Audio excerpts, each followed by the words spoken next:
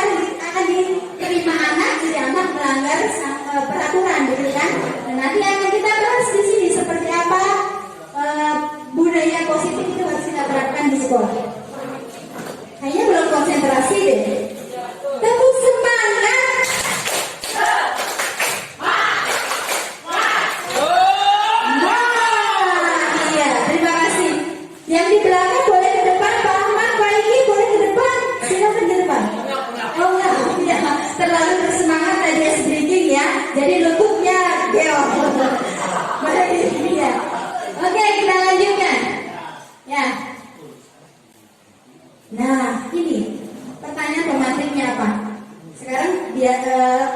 kalau kita biasanya apersepsi gitu ya, dulu waktu K13 biasanya apersepsi dengan menggunakan stimulus. Nah sekarang bahasanya pertanyaan pemantik. Apa sebenarnya itu arti disiplin? Apa kaitannya dengan nilai-nilai kebajikan? Apakah kita melakukan sesuatu karena adanya dorongan dari lingkungan atau ada dari dorongan lain? Coba Bapak Ibu, saya pengen tanya, apa sih sebenarnya disiplin? Apa? Tepat waktu, mentaati peraturan, helm, teratur. Ya, ada yang menjawab tepat waktu, mentaati peraturan, ya, teratur, ya. Kemudian mengerjakan sesuai dengan aturan. Baik. Ya, benar juga, mengerjakan sesuai dengan aturan yang ada. Baik, terima kasih Bapak. Nah, kita akan bahas nanti apa arti disiplin. Sebelumnya saya pengen tanya dulu nih, apa sih sebenarnya yang mendorong Bapak Ibu? Nih, Bapak Ibu kan sebagai pendidik ya.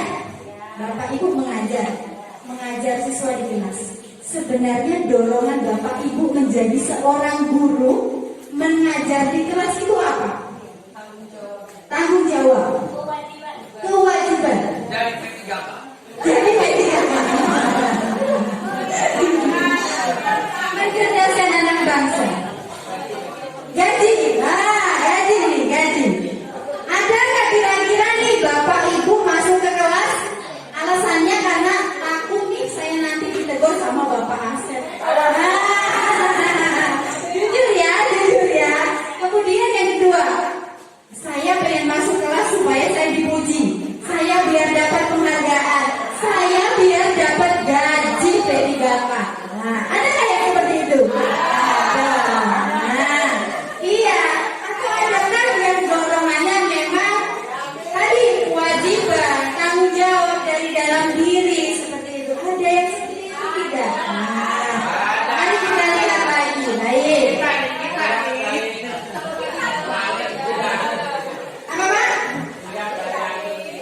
Dilihat dari langgeng tidaknya. Betul Pak. Oke, siap. Kita lihat apa? Seperti apa sebenarnya? Ya, makna disiplin. Ini makna disiplin. Ketika mendengar kata disiplin, apa yang terbayang di benak Bapak Ibu sekalian? Tadi ada yang mengatakan peraturan. Ya, di sini ada yang mengatakan tentang tata tertib atau tertib, teratur, kepatuhan, begitu ya. Nah, itu adalah disiplin yang selama ini kita ketahui. Nah, sebenarnya disiplin itu apa? Nah, kita lihat kelihatan ke Bapak Ibu, kurang jelas ya? Iya, oke, terlalu kecil ya, saya bacakan ya. Ini adalah pemikiran Ki Hajar Dewantara, bahwa di mana ada kemerdekaan, disitulah harus ada disiplin yang kuat, ya. Harus ada disiplin yang kuat.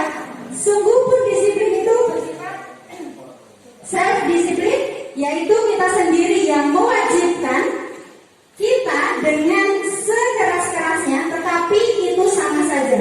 Sebab jikalau kita tidak cakap melakukan self-disiplin, disiplin diri kita tetap wajiblah penguasa dan mendisiplinkan kita. Dan peraturan demikian itulah harus ada di dalam suasana yang merdeka.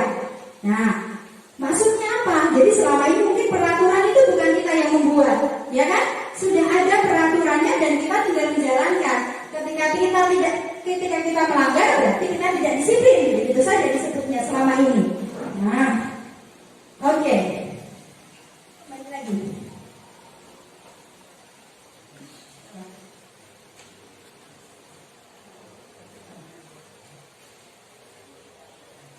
Nah, sebagai pendidik, tujuan kita adalah menciptakan anak-anak yang memiliki disiplin diri, sehingga mereka bisa berperilaku dengan mengacu pada nilai-nilai kebajikan universal dan memiliki motivasi intrinsik. Nah, motivasi intrinsik itu apa sih Bu? Bapak Ibu?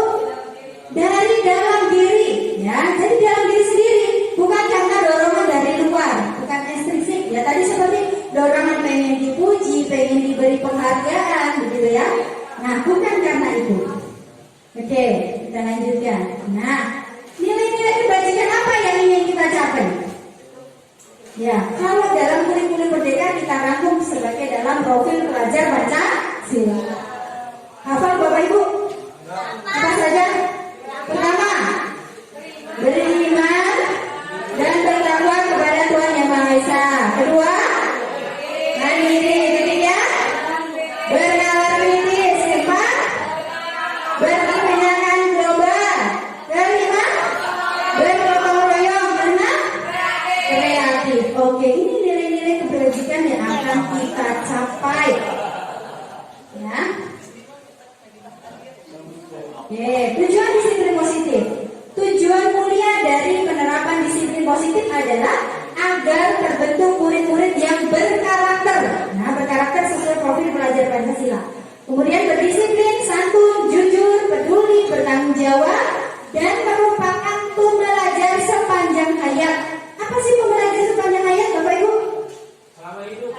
Belajar sepanjang hidup. Seterusnya, meskipun sudah tua, tetap belajar. Kita berikan aplaus kepada Bapak Suhandi. Iya, semangatnya tidak mengalahkan anak muda, luar biasa. Sebentar lagi apa sudah pensiun, bahkan sudah mengurus-mengurus ya Pak ya. Tapi semangat untuk belajarnya saya acungin jempol 4, semuanya naik. Ya.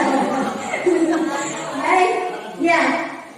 Itu tujuan disiplin positif. Nah, selanjutnya, ini. Tadi yang disampaikan sama Pak pengawas ya, Bapak Musa, tentang konsekuensi, gitu ya. Kita akan belajar di sini tentang teori motivasi, hukuman dan penghargaan dan restitusi. Apa itu ya? Kita akan belajar. Bu Resti ya, Pak Rizky ya. Oke, nah, nih tadi yang saya tanyakan kepada Bapak Ibu tentang 3 motivasi perilaku manusia. Yang pertama untuk menghindari ketidaknyamanan atau hukuman. Tadi seperti saya tanyakan, Bapak Ibu masuk ke kelas sebenarnya pengen apa? Begitu kan? Takut ditegur sama Bapak Kepala, begitu kan? Nah itu berarti nomor 1. Nomor 2, untuk mendapatkan imbalan karena harapannya kita gajian, begitu kan? Gak masuk kelas nanti gak digaji, begitu. Ya, kalau PNS gak ketahuan masuk kelas atau tidaknya tetap digaji. Kalau honor kan disilang kalau nggak masuk ya. Iya, dipotong kan? Iya. Nah, kemudian yang ketiga. Nah, ini yang ketiga. Tujuan utamanya yaitu untuk menjadi orang yang mereka inginkan dan menghargai diri sendiri dengan nilai-nilai yang mereka percaya. Nah, ini adalah 3 motivasi perilaku manusia. Nah, hukuman dan penghargaan. Sambil nah, kita kesini nih. Hukuman, konsekuensi, dan restitusi. Apa sebenarnya? Jadi dalam menjalankan peraturan ataupun keyakinan kelas. Nah, ini Bapak Ibu mungkin keyakinan kelas sudah sering mendengar belum? Keyakinan kelas? Keyakinan kelas itu sebenarnya seperti peraturan kelas, ya. Tetapi nanti kita bahas keyakinan kelas itu apa deh? Dirubah menjadi kenapa dirubah menjadi keyakinan kelas? Ya. Untuk itu kita perlu meninjau ulang tindakan penegakan peraturan atau keyakinan kelas di sekolah kita selama ini. Tindakan terhadap suatu pelanggaran pada umumnya berbentuk hukuman atau konsekuensi. Nah, ada yang diberikan hukuman atau diberikan konsekuensi. Apa bedanya? Program disiplin positif restitusi adalah proses menciptakan kondisi bagi murid untuk memperbaiki kesalahan mereka sehingga mereka bisa kembali pada kelompok mereka dengan karakter yang lebih kuat. Nah, oke, Bapak Ibu. Coba, tadi saya bertanya tentang hukuman atau konsekuensi. Coba, di sini kita punya 5 pernyataan. Nomor 1, kelihatan ya Bapak Ibu?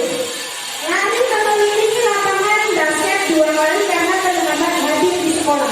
Ini termasuk hukuman atau konsekuensi?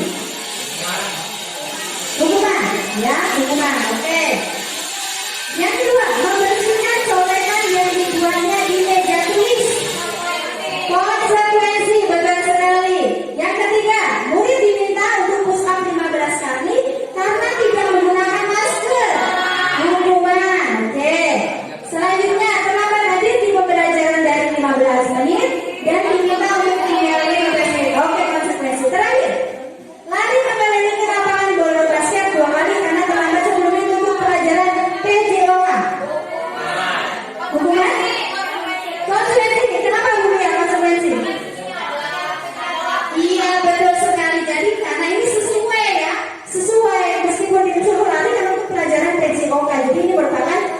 konsekuensi. Ya, oke. Ya, baik. Itu adalah perbedaan antara hukuman dan konsekuensi. Ya. Selanjutnya. Nah, dihukum oleh penghargaan. Apa sebenarnya maksud dihukum oleh penghargaan? Bapak Ibu suka memberikan penghargaan kepada anak-anak? Suka. Iya, bagaimana respon anak-anak ketika ada penghargaan? Senang. Ya, apa lagi? Memacu. Iya. Nah, kalau kita memberikan sekali penghargaan, ya, anak termotivasi. Tadi kata Miss-nya, kedua, kita memberikan penghargaan. Oke lagi. Ketika kita tidak memberikan penghargaan, apakah anak semangatnya akan tetap tinggi? Lesu. Nah, itu. Jadi, kenapa penghargaan itu Bu? Ternyata, jadi hukuman tadi tidak bagus juga. Penghargaan ternyata juga tidak bagus.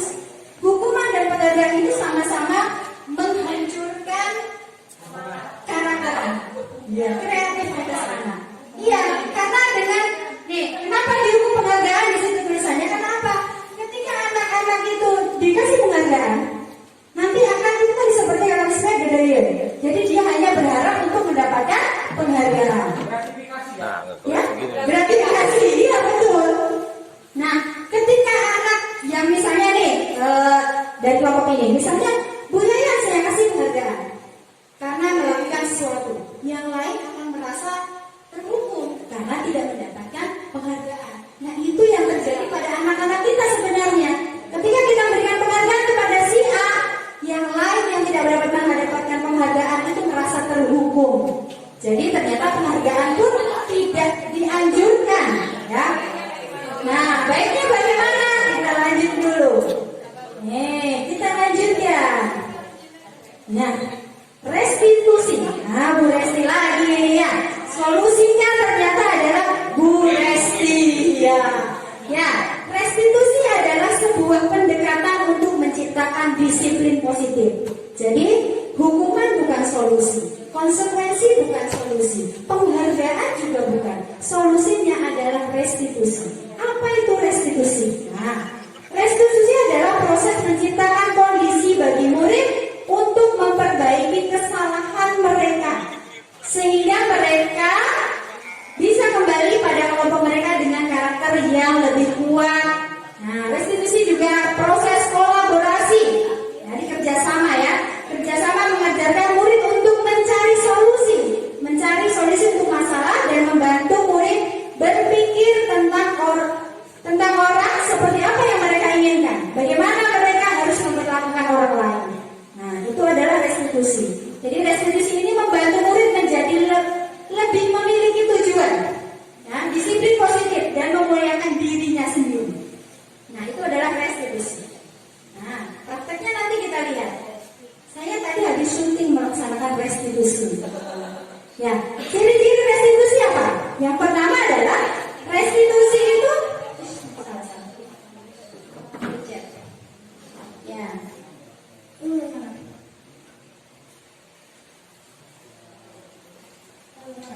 Lewat.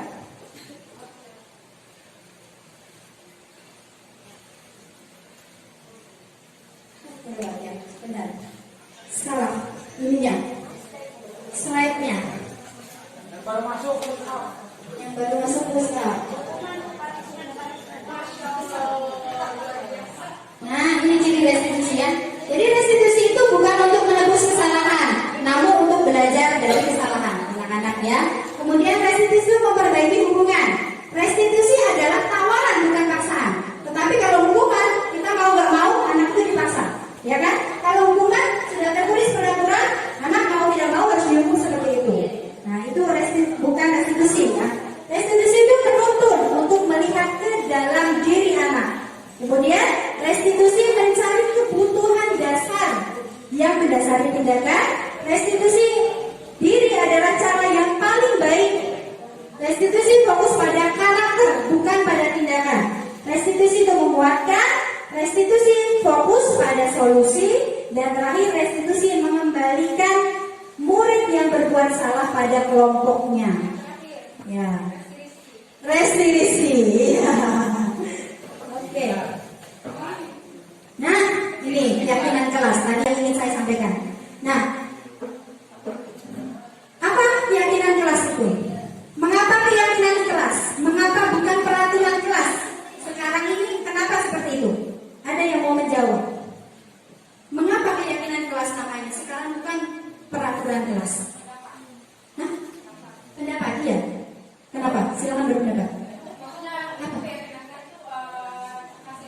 Oh iya, oke. Ya, baik, oke, siap. Terima kasih, Bu Lin. Ya, Keyakinan itu seperti agama ya. Dia masuk dalam hati, kemudian ada tuntutan dari dalam untuk melaksanakan. oke, terima kasih. Tepuk tangan dan mudah yang mulia. Baik, ya, betul sekali. Kenapa keyakinan? Karena keyakinan dari dalam hati. Kita bersama-sama dengan murid bekerja sama meyakini bagaimana kelas kita mau dibawa kemana, sekolah kita mau dibawa kemana. Nah, itu adalah keyakinan kelas. Mengapa ada keyakinan kelas penting untuk terbentuknya sebuah budaya positif? Tadi sudah dijawab oleh Pak Yamin, yaitu karena berasal dari hati kita. Nah, bagaimana mewujudkan sebuah keyakinan kelas yang efektif? Nah, kita lihat di sini. Prosedurnya terlalu kecil tulisannya ya. Nanti saya bagikan saja. Ya, ya, baik nanti saya bagikan. Langkah-langkahnya, jadi Bapak Ibu, terutama wali kelas nih. Sebenarnya bukan hanya wali kelas ya. Semua guru juga harus membuat keyakinan kelas di kelasnya masing-masing. Baik, yang pertama langkahnya ya, terutama untuk wali kelas. Nanti setelah ini silakan Bapak Ibu membuat keyakinan kelas untuk kelasnya masing-masing, dibuat spanduk atau poster ditempel di dalam kelas, ya. Jadi bukan peraturan lagi, tapi keyakinan. Karena yang pertama adalah curah pendapat dari anak-anak, curah pendapat dari murid. Mau seperti apa keyakinan mereka? Misalnya kami meyakini apa? Misalnya seperti itu. Jadi misal tentang menghormati seperti apa? Misalnya tentang kedisiplinan seperti apa? Biarkan mereka yang mengungkapkan pendapatnya dan mereka yang menarik kesimpulan bersama-sama. Ya, itu tentang prosedur penyusunan keyakinan kelas. Setelah curah pendapat, kemudian mencatat semua masukan, kemudian disusun menjadi sebuah kalimat, ya, membentukkan keyakinan kelas. Nah, ada lagi langkahnya Bapak Ibu. Kalau keyakinan kelas itu tidak boleh menggunakan kata negatif. Jadi misalnya, anak-anak tidak boleh menggunakan sepatu putih. Nah, tidak boleh, jangan begitu. Tetapi dirubah menjadi kalimat positif, misalnya menggunakan sepatu berwarna hitam. Jadi tidak ada kata-kata tidak boleh, tidak ada kata-kata dilarang, jangan, itu negatif. Nah, harus dirubah menjadi seperti itu. Baik, kemudian setelah merubah menjadi kalimat positif, ditinjau kembali. Nah, kalau sudah ditinjau kembali, sudah disepakati Bapak Ibu, tadi saya bilang dibuat poster, ya, atau dibuat pamflet di dalam kelas, ditandatangani. Nah, oleh semua anggota kelas, Bapak Ibu gurunya dan wali anggota kelasnya semuanya tanda tangan bahwa itu keyakinan mereka semua. Nah, itu Bapak Ibu tentang keyakinan kelas. Baik. Nah, oke, ini membuat keyakinan kelas. Nah, sekarang coba kalau waktunya masih banyak, sebenarnya saya ingin kita menghasilkan produk. Produknya apa? Keyakinan sekolah. Bukan keyakinan kelas, karena kita adalah wadah sekolah. Jadi Bapak Ibu guru, masa begitu? Membuat keyakinan sekolah. Seperti apa kita? Mau seperti apa? Nih, mungkin tentang yang pertama tentang hormat, kemudian tentang bekerja, dan tentang diterima dan dimiliki. 3 poin saja dulu deh untuk kita. Ada yang mau usul, boleh nanti langsung saya ketik di situ. Tentang hormat, bekerja, kemudian tentang diterima dan dimiliki atau merasa disayangi. Ya, oh tentang bekerja. Bapak kali ini tentang bekerja. Siap. Satu saja ya Pak ya, satu keyakinan tentang bekerja Bapak Ibu. Silakan Bapak Ibu boleh diskusi dengan teman satu mejanya. Apa kira-kira keyakinan sekolah bagi kita? Guru-guru disepakati sama kita ya, diyakini oleh kita. Jadi nanti kalau kita ada yang tidak sesuai dengan keyakinan, Bapak tinggal begini, apa keyakinan kita? Gitu. Iya, apa keyakinan?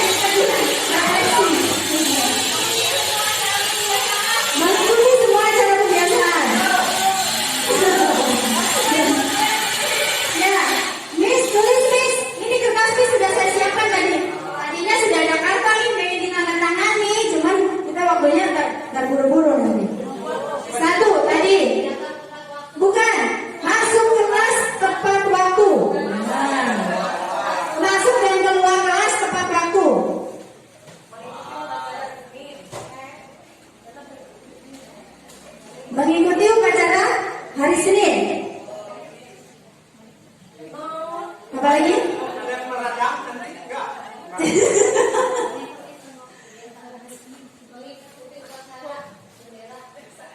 Upacara bendera. Iya. Apa Pak? Maksudnya ketika praktek membuat keyakinan sekolah keyakinan kelas Ya, ya. dengan siswa berarti. Iya, kalau keyakinan kelas kita buat dengan siswa bersama-sama. Iya, betul sekali.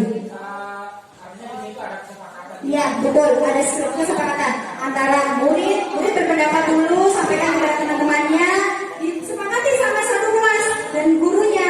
Apa yang disepakati dituliskan di situ, dipilih lagi mana yang mungkin ada yang bisa sama. Pilih yang Misalkan dalam satu proyek maka tidak ada kesepakatan antara siswa dengan guru padahal Iya. sebenarnya bagus gitu. bagus. Harus ada jalannya. Itu penting. Ya, contohnya misal. Contohnya apa? Bisa Misalnya apa? Coba. Iya, ditawarkan kan Pak. Iya, kalau misalnya guru kan guru sendirian loh. Muridnya banyak. Kalau muridnya menyetujui, guru harus mengikuti keyakinan kelas dong. Iya, maksudnya ketika misalkan kata guru yang bagus, tetapi Iya. ternyata banyak dari sekian dari banyak yang tidak setuju, akhirnya kan tidak ada kesepakatan. Oh iya, misalnya seperti itu. Oh tidak boleh memaksa. Tidak boleh. Guru bisa mengarahkan yang diusulkan guru ke arah yang lain, tetapi yang sama arahnya. Mungkin misalnya gini, misalnya ya, tadi kata-kata guru misalnya arahnya ke A misalnya. Kita buat yang satu karakter Pak, satu jalur nih. Jadi misalkan contoh gini, siswa setuju boleh bawa makanan ke kelas, Nah, makan semuanya. ya. Gimana? Diikuti saja guru. Nah, atau gurunya gurunya bisa mengusulkan. Nanti kan namanya cuma pendapat ya. Pasti akan ketika membawa makanan, nanti ketika dimakan ketika pembelajaran akan mengganggu nggak saat pembelajaran. Guru bisa menawarkan seperti itu. Nanti kan murid akan memberikan pendapatnya lagi, gitu kan? Jadi saling berpendapat. Namanya juga kita kan sudah pendapat, begitu. Oh, tidak. Iya, sekarang tidak. Ya, baru dua. Keyakinannya dua, atau nanti akan kita bahas lagi di lain waktu. Bapak, dua cukup ya? Dua ya. Satu keyakinan bersama nanti kata Bapak kemarin sudah sampaikan akan disediakan poster bahan spanduk di lorong. Kita semua menandatangani keyakinan kelas. Ya, oke, baik. Lanjut ya. Keyakinan sekolah. Keyakinan sekolah. Baik tadi hasilnya sudah dua, tidak perlu saya ketik. Kalau misalnya antara keyakinan dengan peraturan kan hanya beda istilah. Cuma keyakinan itu kan lebih positif ya benar. Iya. Ketika peraturan itu dibuat biasanya ada sanksi ya. Ya. Peraturan sanksi. Iya. Ketika keyakinan dibuat ada sanksi juga nggak? Bukan sanksi. Tadi saya sampaikan ada restitusi. Ya, Bu Resti punya Pak Resi. Juga ya. Restitusinya nanti kita bahas Bu. Restitusi itu seperti apa ya? Cara melaksanakan restitusi. Iya. Tadi sudah ada bahas ya restitusi apa? Tapi belum lakukan. Oke. Baik. Nah Bapak Ibu, kebutuhan dasar manusia. Ada yang kelihatan membaca? Tidak. Ada yang kelihatan? Coba Bapak Ibu baca. Atau saya bacakan. Ibu Ambar. Ya.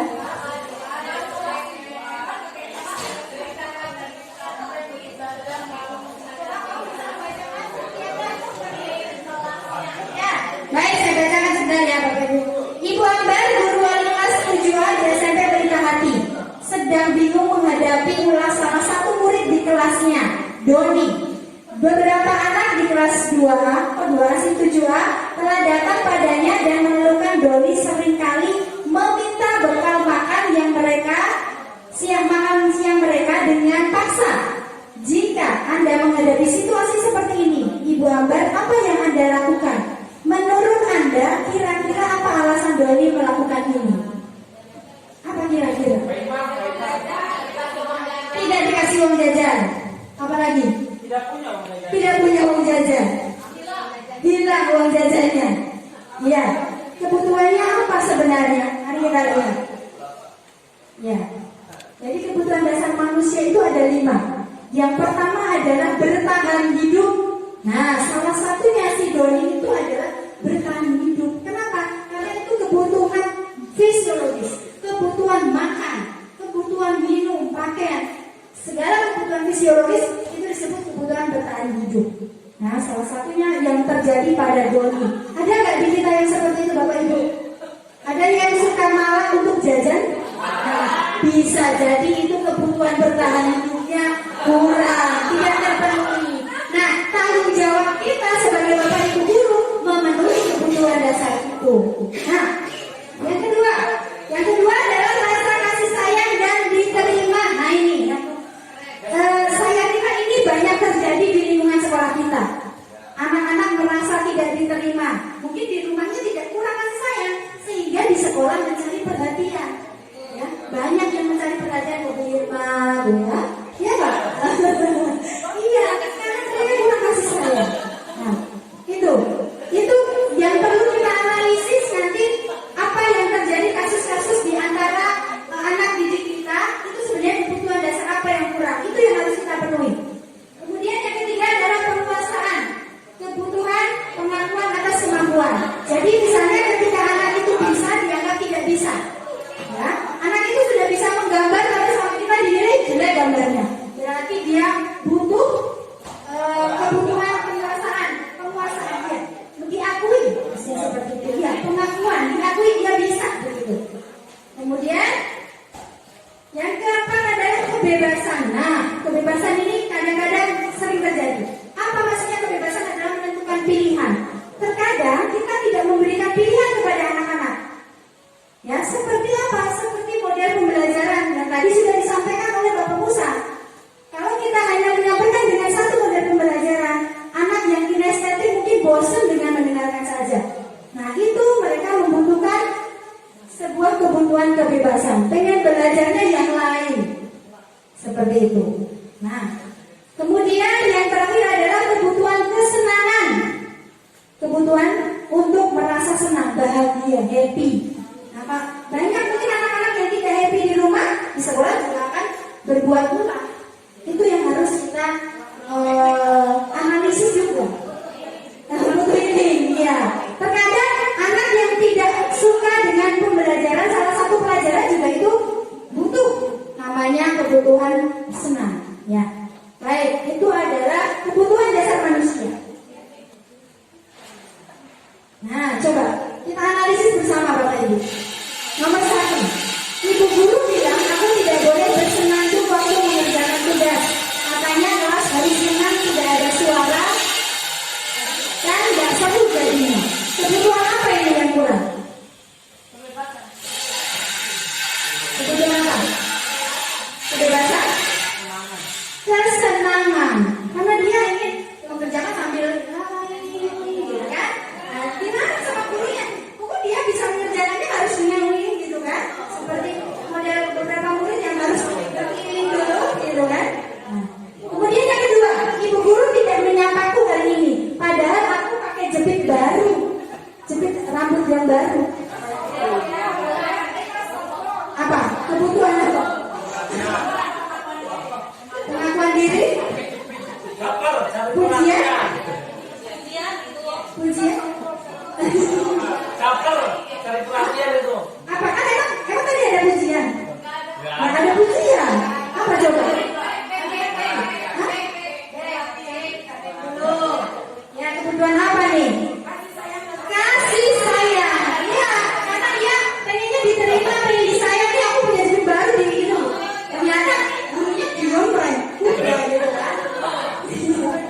Baik. Selanjutnya. Oke.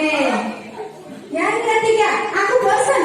Masa belajarnya cuma gitu-gitu aja, dengerin ibu guru aja. Nah, ini apa? Jelas banget ini. Hah? Nanti waktunya habis buat balik-balik. Apa? Kebebasan. Ya, kebebasan karena tadi yang seperti saya sampaikan, dia pengen bebas memilih model pembelajaran yang seperti apa. Jangan cuma dengerin aja, aku ngantuk kan gitu dia. Ya. Kemudian yang terakhir, aku sebel gambaranku tidak rapi. Malah ibu guru nunjukin ke teman-teman di depan kelas. Ya, penguasaan. Jadi dia jelek malah ditunjuk-tunjukin, gitu kan, malu kan? Jadi penguasaan atas kemampuannya kurang. Baik, nah itu tentang kebutuhan apa yang kita butuhkan. Nah, ini Bapak Ibu, ini sangat penting. 5 posisi kontrol. Saya mendapatkan materi ini beberapa hari yang lalu, saya langsung refleksi diri Bapak Ibu. Saya di posisi mana? Posisi pertama adalah penghukum, kedua merasa bersalah, ketiga adalah posisi teman, keempat posisi pemantau, dan terakhir posisi manajer. Manajer ini adalah Bapak. Harusnya kita ada di posisi manajer, harusnya. Nah, seperti apa gambaran dari 5 posisi kontrol ini? Kita lihat video berikut ini. Tapi kan bagus. Ya.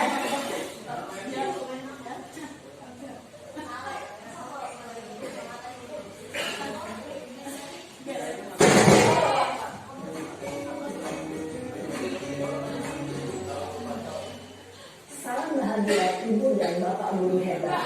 Dalam menerapkan sistem eksekutif restitusi, salah satu program yang dikembangkan adalah 5 posisi kontrol. 5 posisi kontrol dalam restitusi adalah proses perjalanan seorang pendidik agar dapat menjalani bimbingan. Pada video kali ini, kita akan membahas tentang 5 posisi kontrol yang dikembangkan oleh Diane Gosser dan contoh penerapannya.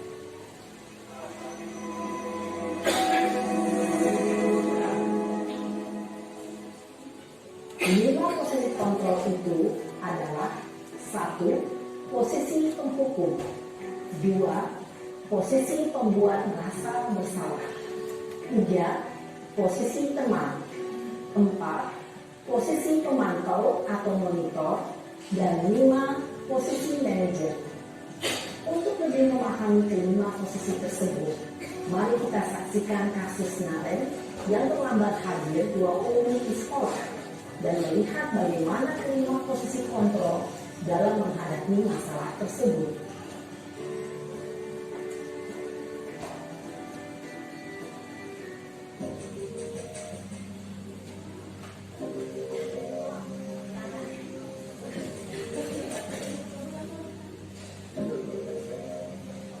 Naren,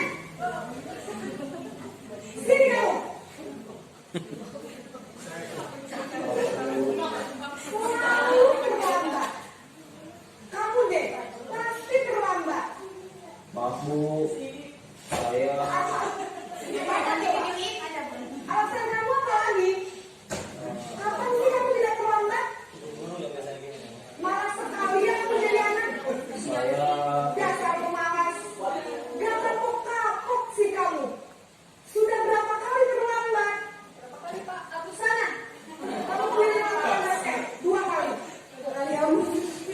harus ke lapangan basket Bu. Kenapa? Kamu melawan ibu. Berani-beraninya jawab. Sudah terlambat, masih berani jawab pula. Sekarang, pilih lapangan basket 5 kali sekalian. Biar kamu cepat. Pergi sana ke lapangan basket. Posisi penghukum biasanya berbicara dengan nada tinggi, menghardik, menunjuk-nunjuk, menyakiti, dan menyindir. Hukuman bisa berupa fisik maupun psikis.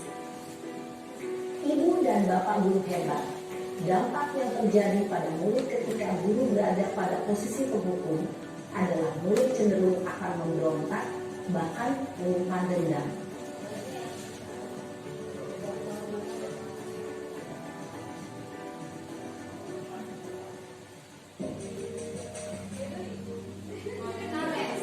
Kasusnya Naren semua.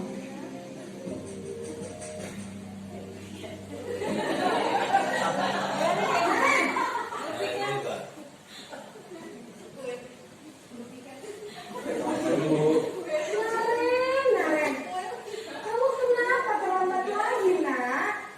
Ya Tuhan, Naren. Kamu senang ya bikin ibu susah ya? Kalau kamu terlambat lagi, nanti ibu yang ditegur bapak kepala sekolah, nak.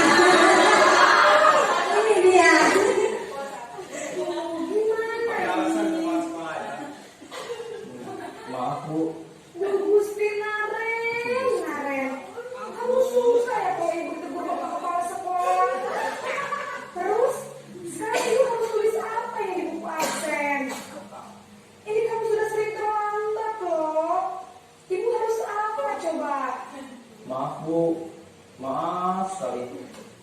Ya sudah, lain kali jangan bikin ibu susah lagi ya nak ya. Ibu tidak akan kuat lagi kalau kamu begini terus. Bisa jangan kalau ibu ditegur harus sekolah. Cepat kelas. Maaf ya Bu. Maaf sekali.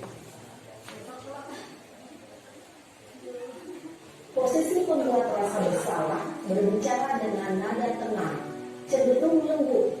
Namun kata-kata yang diutarakan membuat murid merasa menjadi orang yang gagal, memandang buruk dirinya sendiri, merasa tidak berharga, dan tidak sanggup membahagiakan orang lain. Ketika guru mengambil posisi pembuat rasa bersalah, murid akan menganggap dirinya yang bersalah dan ia akan menyimpan emosi negatif tersebut di dalam dirinya. Akan menjadi rendah diri, ya. Anak-anaknya akan menarik diri, lebih pemurung.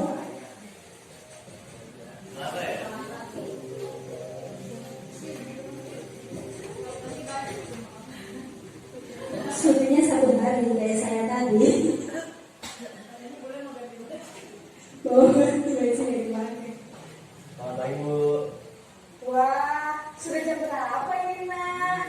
Selamat pagi ya sayang. Oh, ini Saya lupa bangun. Kamu malah menyalahkan ibu kamu. Kamu bukannya anak yang larinya paling kencang. Kok terlambat sih? Iya Bu, saya memang terlambat bangun tadi. Jadi biarpun saya lari kencang, tetap gak kencang Bu. Ya sudah sana. Nanti lain kali larinya lebih kencang lagi ya. Biar gak terlambat lagi. Bikin seneng ibu. Demi ibu. Bisa kan? Bisa lah Bu. Ya sudah sana masuk kelas. Ibu beresin urusan absen kamu. Kamu ini ada-ada saja. Dalam posisi teman, guru berbicara dengan nada suara ramah, akrab, cenderung bersindar gurau untuk menjaga suasana tetap santai. Murid akan merasa senang, aman, dan akrab dengan guru. Identitas yang tercipta adalah identitas sukses atau berhasil. berhasil. Biasanya Bu Irma ini yang menjadi teman anak-anak. Ini masih dorongan eksternal, maka ada faktor ketergantungan dari murid kepada orang tertentu. Di sini guru aksennya, sehingga di lain waktu murid bisa berperilaku baik, namun hanya kepada orang-orang tertentu saja. Posisi 4, posisi pemantau.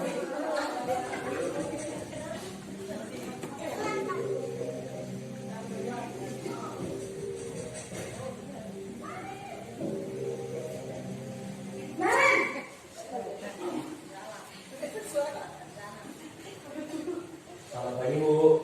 Naren, apa peraturan sekolah kita tentang jam berapa kita harus masuk sekolah, nak?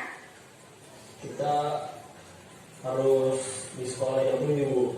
Iya betul, sekarang sudah jam 7.20. Naren sudah tahu konsekuensinya jika terlambat hadir. Ini yang disampaikan oleh Bapak Musa tadi tentang konsekuensi. Anak harus menerima konsekuensinya. Selama 20 menit. Iya benar, konsekuensinya demikian. Jadi nanti jam 9.30 pas istirahat, kamu harus tinggal di kelas, kerjakan tugas tambahan untuk ketertinggalan kamu, ya? Baik Bu.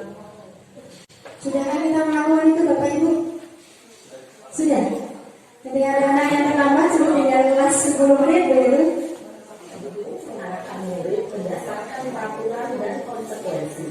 Seorang pemantau menunjukkan bahasa tubuh dan ekspresi wajah yang datar dan cenderung formal.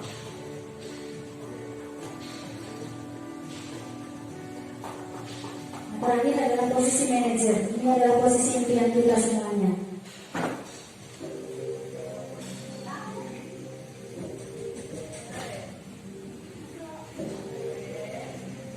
Naren, Ada juga. Selamat pagi Bu. selamat pagi Naren. Maaf Bu, saya terlambat. Iya, sekolah masuknya jam 7, sekarang sudah jam 7.20. Jadi sekarang bagaimana ini Naren? Maaf Bu, saya lupa setel alarm saya semalam. Baiklah, menurut kamu, keyakinan sekolah yang mana yang perlu kamu tingkatkan? menghargai diri sendiri dan orang lain mungkin ya Bu. Setuju. Jadi, apakah Naren meyakini prinsip saling menghormati tersebut? Iya Bu, saya meyakininya. Apakah Naren bersedia memperbaiki masalah keterlambatan ini? Bersedia Bu. Bagaimana kamu akan memperbaiki masalah keterlambatan ini? Saya akan coba untuk tidak lupa menyetel alarm saya Bu. Baik, kalau Naren lupa menyetel alarm di rumah, ada orang yang kira-kira bisa bantu mengingatkan tidak? Ada Bu, kakak saya, Kak Emma. Ada lagi selain Kak Emma? Selain Kak Emma, ada ibu saya.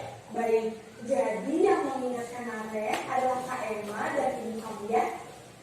Kira-kira akan mulai set alarm kapan nih Naren? Setelah pulang sekolah, akan segera saya lakukan. Baik, jadi Naren akan setel alarm untuk bangun besok pagi dan akan diingatkan oleh kakak dan ibunda Naren ya. Ada lagi yang mesti perlu dilakukan Naren agar tidak terlambat jauh lagi. Tidak ada Bu. Baik Naren, terima kasih untuk kerjasama kamu. Sekarang kamu perlu kembali ke kelas untuk belajar. Baik Bu, terima kasih. Posisi manajer adalah posisi kontrol yang disarankan untuk membimbing murid memiliki sikap disiplin yang positif, yaitu murid yang mandiri, bertanggung jawab, dan dapat memecahkan masalah. Tujuan dari posisi ini adalah agar murid dapat berefleksi atas tindakannya. Guru akan dengan tulus memberikan pertanyaan-pertanyaan bermakna, sehingga membuat murid dapat belajar dari kesalahannya dan mencari sebuah solusi untuk menyelesaikannya. Ibu dan Bapak guru hebat, setelah mengamati adegan kelima posisi kontrol tadi, kira-kira posisi mana yang paling ideal? Posisi mana yang dapat menunjang motivasi intrinsik murid? Ya, tentu posisi manajer. Posisi ini memang posisi ideal yang ingin dituju setiap pendidik. Pada posisi inilah, guru dapat menerapkan disiplin positif yang berpihak pada murid. Yang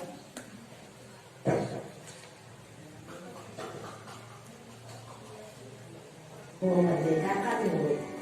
Perjalanan seorang pendidik tentunya tidak mudah. Next aja.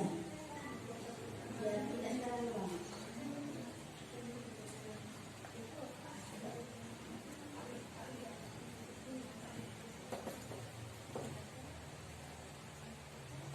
Nah, ini sebenarnya analisis kasus Bapak Ibu ya. Jadi tadi sebelum kesini ini nanti tidak perlu kita bahas. Dari posisi 5 kontrol tadi Bapak Ibu, kita refleksi diri. Kira-kira Bapak Ibu di posisi mana Bapak Ibu? Posisi mana? 1, 2, 3, 4 atau sudah 5? Belum. Oh tergantung, iya tergantung. Tergantung tangan. Iya. Iya. Tergantung kasus, tergantung moodnya kita gitu ya. Nah kalau saya kemarin langsung refleksi diri, saya masih ada di nomor 2. Untuk mencapai posisi 5 itu jauh sekali. Apa yang saya lakukan ketika saya merasa refleksi saya di nomor 2? Saya pernah melakukan kasusnya Nazril ya, masih ingat Bapak Ibu. Nazril yang kemarin lulus begitu ya. Saya begitu, menyampaikannya persis seperti itu. Saya sampaikan, Nazril kasihan sama ibu dong. Ayo, ibu sudah bantu kamu loh supaya bisa masih tetap melanjutkan, bisa ikut ujian. Tolong dong kasihan ibu. Saya persis mengatakannya seperti itu. Dan itu ternyata membuat merasa bersalah anak. Bukan hal yang positif. Posisi 1 dan posisi 2 itu masih posisi negatif Bapak Ibu. Jadi minimal kita harus ada di posisi 3, minimal. Tapi kalau bisa kita harus berada di posisi 5. Nah, ini analisis kasus tidak perlu kita bahas. Nanti kita sampaikan di lain waktu ya, kita diskusi bersama. Nah, restitusi ini tadi yang ingin saya sampaikan Bunda, yang tentang apa tadi hukuman 3 begitu kan? Solusi yang terbaik adalah restitusi. Bagaimana kita menjalankan restitusi? Yaitu harus menggunakan segitiga restitusi, langkah-langkahnya. Apa itu langkah-langkahnya? Yang pertama itu menstabilkan identitas. Jadi menstabilkan identitas anak dulu.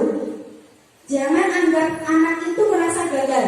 Jadi ketika kita sudah menyalahkan, anak akan merasa gagal.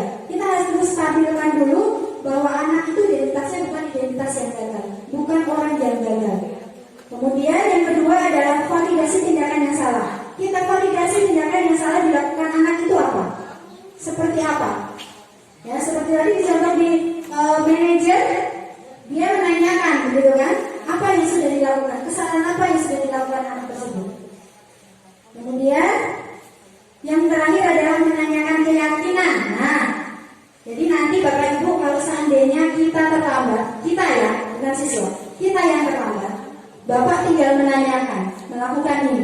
Keyakinan apa yang sudah disepakati Bapak Ibu? Iya, keyakinannya adalah tadi masuk kelas tepat waktu, begitu kan? Nah, nanti Bapak tinggal menanyakan, apa keyakinan yang sudah kita percaya? Bagaimana solusinya supaya kita bisa melaksanakan keyakinan itu? Nah, jadi posisi manajer tadi itu membuat anak mencari sendiri solusinya, memilih sendiri jalannya. Seperti apa? Kalau kita menerapkan peraturan, bukan murid yang menentukan, tetapi kita yang sudah dipatok. Ketika si A tidak melakukan ini, disanksi dengan ini. Tetapi ketika dengan keyakinan keras, dengan restitusi, anak akan mencari sendiri. Apa sih solusi mereka? Biarkan mereka memilih, dan kita mengarahkan solusi itu untuk solusi yang positif. Itu adalah penerapan budaya positif. Nah, baik. Bapak Ibu, selanjutnya ya, ini adalah langkah-langkah segitiga restitusi. Nah, langkah yang pertama yaitu menstabilkan identitas tadi ya. Jadi, pertanyaan yang mungkin muncul ketika kita menstabilkan identitas anak itu seperti ini. Berbuat salah itu tidak apa-apa, tetapi tidak boleh diulangi kembali. Atau tidak ada manusia yang sempurna. Atau mungkin kita menggambarkan, saya juga pernah posisi salah seperti itu. Kita harus mencari solusinya. Itu menstabilkan identitas anak. Jadi jangan menjudge anak dengan kesalahan. Kemudian bisa juga seperti ini. Bapak tidak ingin mencari siapa yang salah. Ketika anak berantem misalnya ya, ada kasus anak dua anak berantem, kita tidak langsung kenapa seperti itu. Saya benar-benar dengan mempelajari ini kemarin itu benar-benar banyak yang harus kita refleksikan.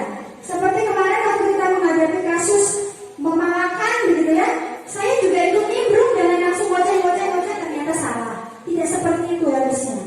Ya kan? Harus kita verifikasi dulu, identifikasi dulu. Nah, kemudian setelah menstabilkan identitas, tadi adalah validasi tindakan yang salah. Nah, ini salah satu pernyataan atau pertanyaan yang bisa kita ungkapkan. Ciri-ciri atau validasi tindakan yang salah adalah, misalnya kamu pasti punya alasan melakukan ini. Kamu patut bangga pada dirimu. Kamu boleh memperjuangkan sikap itu, tapi kamu harus menambahkan sikap yang baru. Nah, misalnya seperti itu. Kemudian, langkah yang terakhir adalah menanyakan keyakinan.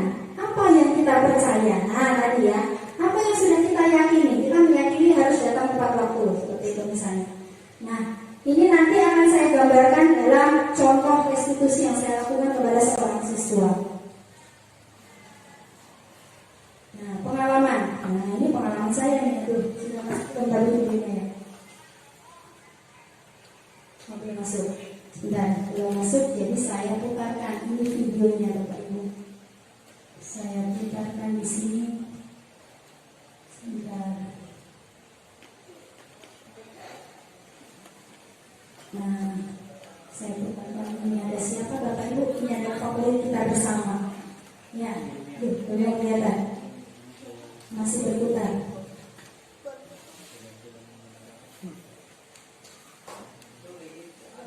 Iya, ini adalah artis kita. Tidak terdengar ya Bapak Ibu ya suaranya?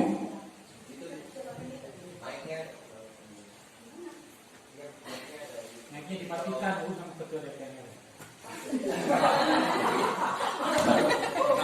Oke, edit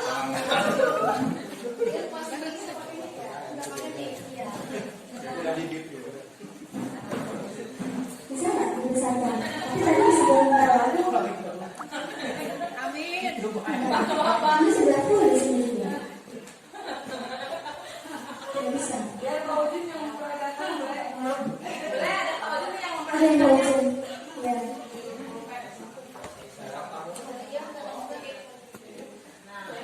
Tidak bisa. Ya, mohon maaf nih. Jadi intinya seperti ini yang saya lakukan.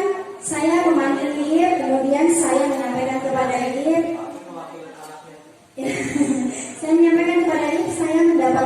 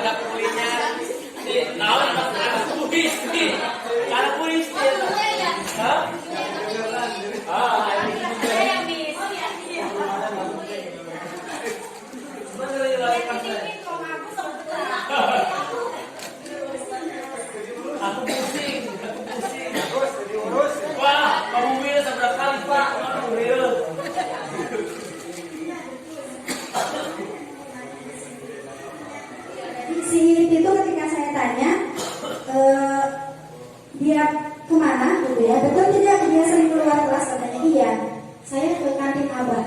Ngapain jajan? Enggak Bu. Terus ngapain? Duduk aja katanya. Begitu jawabnya.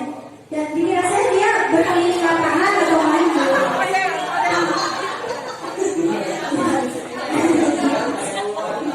Ada ininya ya, ada pemain apa?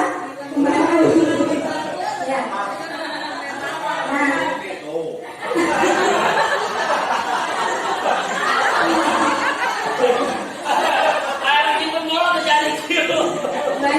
banyak pemain apa namanya? Figuran. Ya, banyak pemain. Nah, mungkin tidak terlalu jelas suaranya ya. Jadi saya menanyakan Iin, kemudian alasannya apa gitu ya. Katanya pengen aja keluar kelas gitu ya, pengen aja di kantin Abah gitu. Enggak jajan, tapi cuma seneng aja kayak gitu. Saya tanya keyakinan apa yang kita yakini di kelas gitu. Menghormati guru dan menghormati orang lain. Keyakinannya itu. Karena ketika keluar kelas berarti dia tidak menghormati guru, mengganggu teman juga dia tidak menghormati temannya. Nah, kemudian saya tanya apa kira-kira yang ini dilakukan ini setelah itu. Saya mau berubah. Bilangnya seperti itu. Itu sebelum saya syuting. Saya bertanya sebelum saya syuting saya tanya mau ini selanjutnya mau apa? Rencananya mau apa? Saya mau berubah. Benar ya? Mau berubahnya seperti apa saya? Saya ingin mengikuti pembelajaran. Benar ya? Tidak keliling-keliling lagi saya gitu. Ya, mungkin tidak akan langsung instan ini standby di kelas, tapi saya lihat hari ini di kelas saja. Karena saya setiap mau syuting saya harus nyusulnya ada di kelas gitu, tidak di luar gitu ya. Semoga saja tahap demi tahap nanti berhasil dan membantu Bapak Ibu guru gitu ya, supaya tidak pusing di kelas dengan kelakuan ini gitu. Oh jadi yang lain ya. Baik, ini kebetulan kelas 7E Bunda, jadi saya mengambil kasusnya yang mencolok gitu ya. Ya, kasusnya terlalu mencolok soalnya ini. Nah ya, baik. Selanjutnya saya kembali ke tadi. Nah, bagaimana tanggapan ini? Nah, ini nih, tanggapan muridnya seperti apa? Ketika dia tadi saya perlakukan seperti restitusi, seperti menggunakan segala restitusi. Jadi tidak menggunakan hukuman. Nah, sudah terakhir Bapak Ibu, kita sebentar lagi.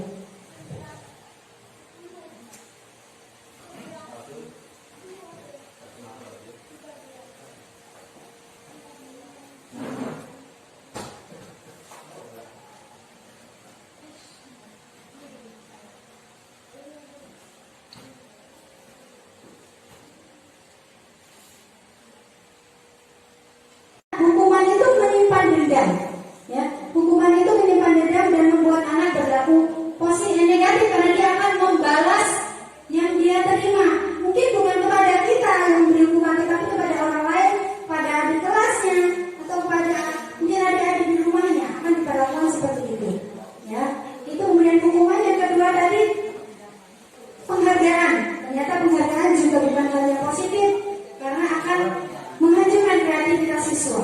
Nah, jadi solusinya untuk menerapkan budaya positif yaitu kita bersama-sama nanti melakukan dengan segitiga restitusi. Nah, jadi terakhir Bapak Ibu PR kita bersama ya. Yang pertama nanti silakan Bapak Ibu membuat keyakinan kelas bersama-sama dengan muridnya. Silakan membuat keyakinan kelas. Tahap-tahapannya nanti akan saya share seperti apa. Kemudian silakan dibuat poster, ditempel di kelas masing-masing. Boleh dihias. Silakan apa mau yang menggunakan aplikasi, anaknya yang bisa menggunakan aplikasi yang bisa di print out silakan. Itu terserah pilihan dari Bapak Ibu semuanya. Dan kita bersama-sama menegakkan keyakinan kelas dan keyakinan sekolah kita untuk mewujudkan budaya positif di sekolah. Budaya positif inilah yang nanti akan mewujudkan pembelajaran yang berpihak pada murid. Karena target kita, tujuan kita dengan adanya program sekolah penggerak adalah menciptakan pembelajaran yang berpihak pada murid. Pembelajaran yang untuk kepentingan murid, bukan untuk kepentingan kita. Bukan berorientasi kita sebagai subjek, tetapi murid yang menjadi subjeknya. Murid menjadi pelaku pembelajaran. Mungkin itu Bapak Ibu dari saya. Ada yang perlu didiskusikan? Tidak cukup ya